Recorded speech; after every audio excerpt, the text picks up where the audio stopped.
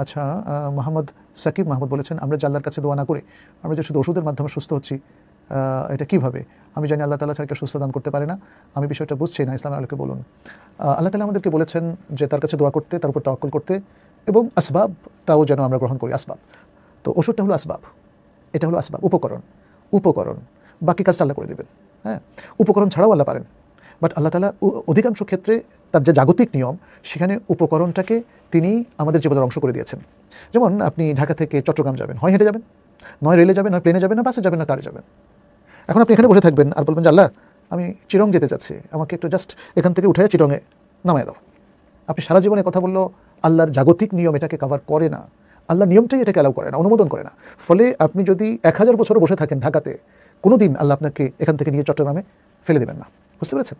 তো যদি আল্লাহ সেটা পারেন না, আল্লাহ সেটা পারে। তো ঔষধ না খেয়েও অনেকে সুস্থ হয়ে যায়।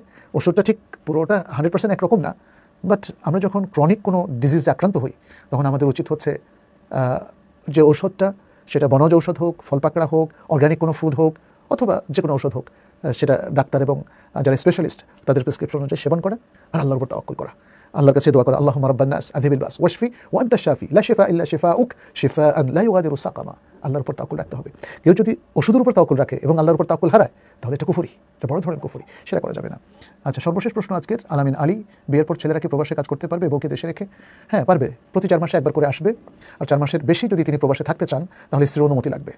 আমাদের অনেকেই মনে হয় সেটা জানেন না, এটা ওমর ইবনে খাত্তাব রাদিয়াল্লাহু তাআলা চালু করেছিলেন। অতএব আমরাও বলবো, প্রবাসে দীর্ঘদিন থাকবেন না, থাকলে হয় স্ত্রীকে নিয়ে যান অথবা স্ত্রীর অনুমতি নিয়ে যান।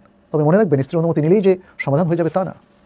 স্ত্রীকে কী অবস্থায় রেখে যাচ্ছেন, তাকে কি অরক্ষিত রেখে যাচ্ছেন, তার সব কিছু দেখা আমাদের এটা প্রয়োজন। যাই হোক, আজকে আমাদের এখানে ইলেকট্রিসিটি চলে যাওয়ার কারণে আমরা এখানে শেষ করছি।